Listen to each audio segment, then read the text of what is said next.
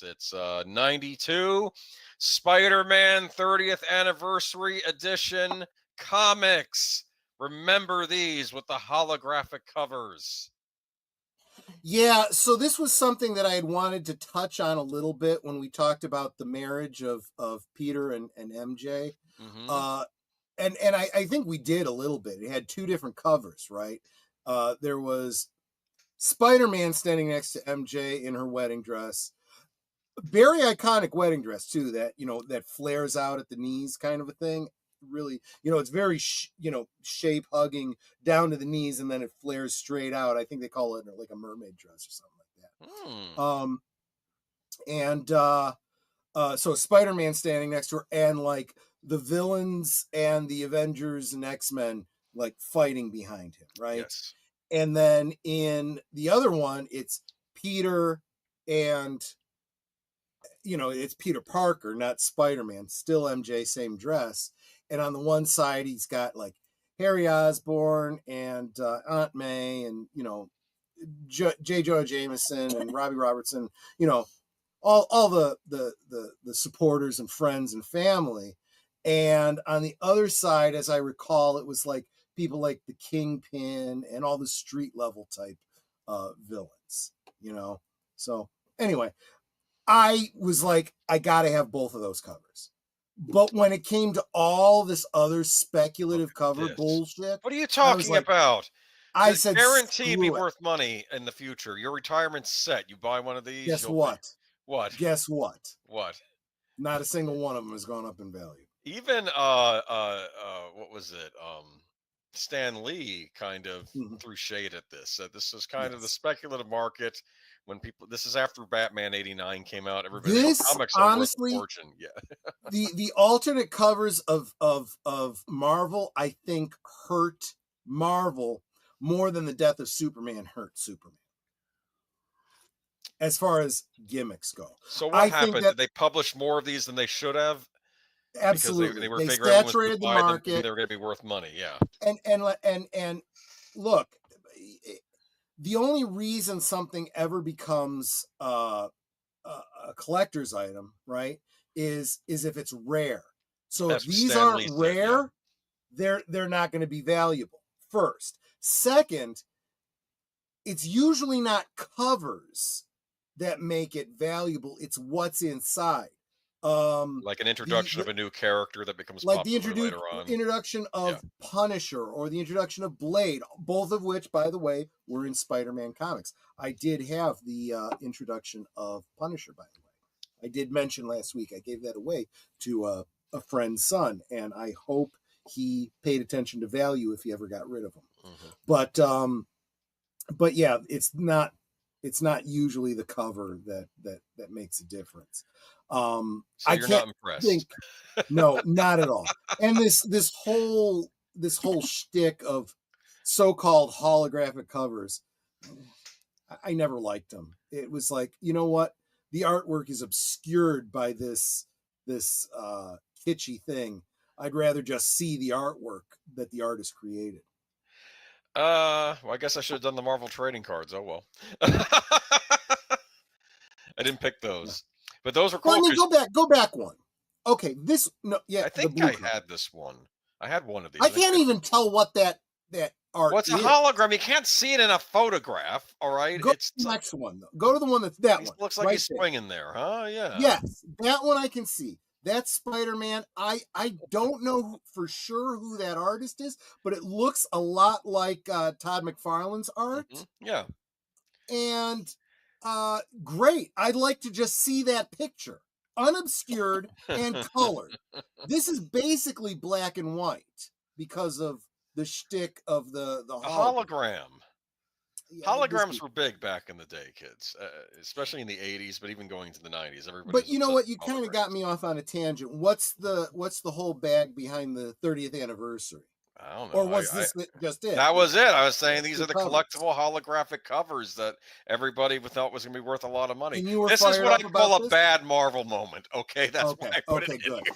I wasn't sure how you were pitching this to me. No, this was considered a horrible mistake, correct? Do you know how many they did? How many covers they did? No, they did 4 in total. I didn't have the other one. That was for the each that one didn't title. show. Yeah. Yeah, that one didn't show up as well because that had like a black background. And I figured. Plus, I was only doing 3 each anyway. But I remember at the time I thought this was, oh wow, I bet this is gonna be worth something someday. You're spending your allowance money, and then you realize no, nobody cares because they made too many copies because they basically thought, hey, we can Yeah. get all these people that now want to get into comic collecting for speculation instead of just liking the art comics, right? Yeah, and that's a great way to just destroy the whole industry. So this You know, is it would be worth money if there were fewer made of the regular covers, right? good point. This is the mistake that these companies make. Failing to understand why things are a collector item, why they go up in value. The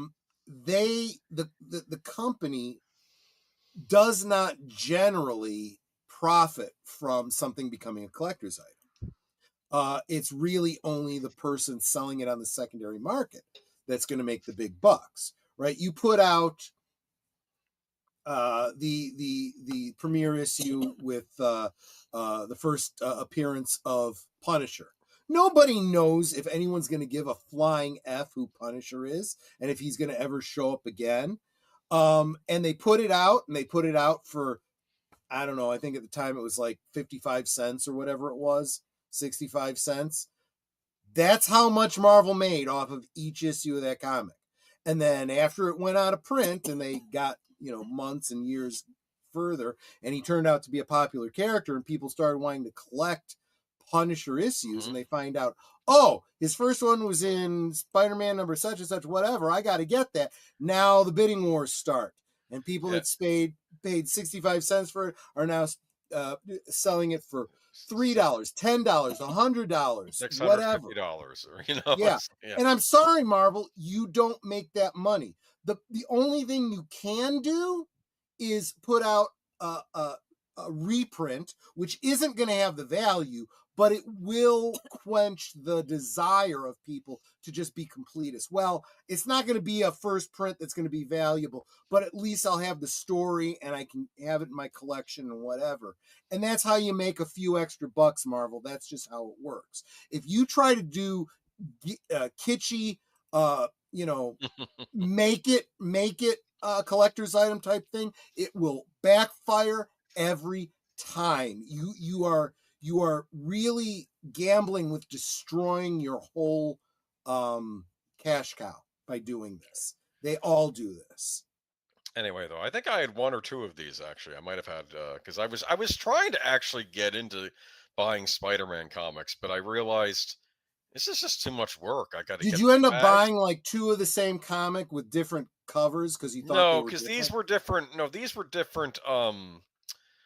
These were different comics. Like these were different lines, right? So Gotcha. this is they're Yeah. going to be a different comic underneath each of these. But I was trying to get Right. into one of them, but I think plus getting out to the comic book store wasn't easy for me either. So I think I just I moved on. Another problem that a I had lot of video us games had to with buy.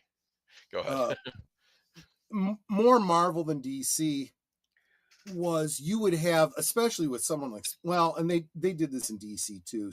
Superman had multiple titles, Batman had multiple titles, and sometimes what they would do is you would get uh Amazing Comics, Amazing Spider-Man number such and such. You get half the story, and it's left on a cliffhanger, and you got to Oh yeah. buy then Web of Spider-Man. I hate it when they do that. I hate it. Well, Hate it. I didn't mind it because I was getting all of the Spider-Man line already.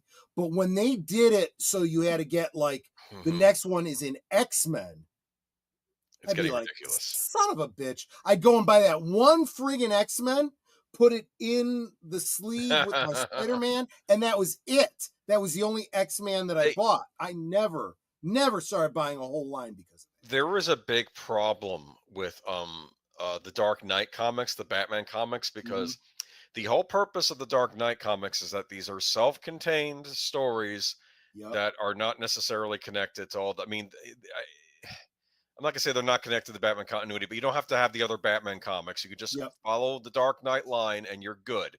But then when they did Nightfall, they shoved Nightfall into the Dark Knight, and a lot of they were mad because they're like, I don't need to be looking at this stuff in the mainline Batman comics. It's supposed to be a self-contained comic series that I can read from beginning to end, not have to worry about all the other stuff. They always pull this crap, and it's annoying.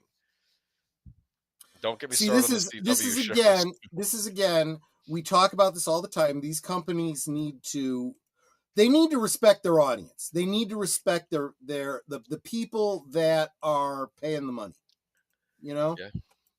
Which is why I respect all of you guys. You know, you guys dropping the super chats and the super stickers and the members and stuff. I hope you guys feel the appreciation. You know, I am not like these bastards that take y'all for granted. You know? Time to move on. I mean, yeah, if that's all you had to say. I have nothing left to say on this. I think I didn't even know. This wasn't even a blip on my radar. I didn't even. I remembered this though, and I thought it would be interesting to bring up the whole Marvel speculation. This hurt them financially eventually, didn't it? This was part of their downfall originally. Yeah.